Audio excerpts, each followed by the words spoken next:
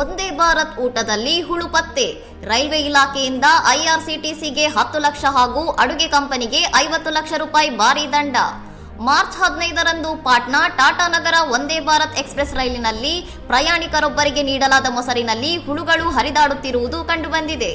ಮೊಸರಿನ ಬಾಕ್ಸ್ನಿಂದ ಹುಳುಗಳು ಪ್ಲೇಟ್ಗೆ ಬೀಳುತ್ತಿರುವ ವಿಡಿಯೋ ಸಾಮಾಜಿಕ ಜಾಲತಾಣಗಳಲ್ಲಿ ವೈರಲ್ ಆಗಿದ್ದು, ರೈಲ್ವೆ ಆಹಾರದ ಗುಣಮಟ್ಟದ ಬಗ್ಗೆ ಸಾರ್ವಜನಿಕರು ತೀವ್ರ ಆಕ್ರೋಶ ವ್ಯಕ್ತಪಡಿಸಿದ್ದರು. ಘಟನೆಯನ್ನು ಗಂಭೀರವಾಗಿ ಪರಿಗಣಿಸಿದ ರೈಲ್ವೆ ಸಚಿವಾಲಯ ಅಡುಗೆ ಒದಗಿಸುವ ಕಂಪನಿಯ ಒಪ್ಪಂದವನ್ನು ತಕ್ಷಣವೇ ರದ್ದುಗೊಳಿಸಿ 50 ಲಕ್ಷ ರೂಪಾಯಿ ದಂಡ ವಿಧಿಸಿದೆ. ಮೇಲ್ವಿಚಾರಣೆಯಲ್ಲಿನ ಲೋಪಕ್ಕಾಗಿ ಐಆರ್ಸಿಟಿಸಿ ಸಂಸ್ಥೆಗೂ 10 ಲಕ್ಷ ರೂಪಾಯಿ ದಂಡ ವಿಧಿಸಲಾಗಿದ್ದು, ಪ್ರಯಾಣಿಕರ ಸುರಕ್ಷತೆ ಮತ್ತು ಆಹಾರದ ಗುಣಮಟ್ಟದಲ್ಲಿ ರಾಜಿ ಮಾಡಿಕೊಳ್ಳುವುದಿಲ್ಲ ಎಂದು ಇಲಾಖೆ ಎಚ್ಚರಿಸಿದೆ. ಒಂದೇ ಭಾರತ್ನಂತಹ ಪ್ರೀಮಿಯಂ ರೈಲುಗಳಲ್ಲಿ ಇಂತಹ ಘಟನೆಗಳು ಮರುಕಳಿಸದಂತೆ ತಡೆಯಲು ಮತ್ತು ಕಟ್ಟುನಿಟ್ಟಿನ ಶುಚಿತ್ವ ಕಾಪಾಡಲು ರೈಲ್ವೆ ವಕ್ತಾರರು ಹೊಸ ನಿಯಮಗಳ ಜಾರಿಗೆ ಸೂಚಿಸಿದ್ದಾರೆ. ಇನ್ನಷ್ಟು ಸುದ್ದಿಗಳಿಗಾಗಿ ನೋಡ್ತಾ ಇರಿ ಸೌರಂ ಟಿವಿ.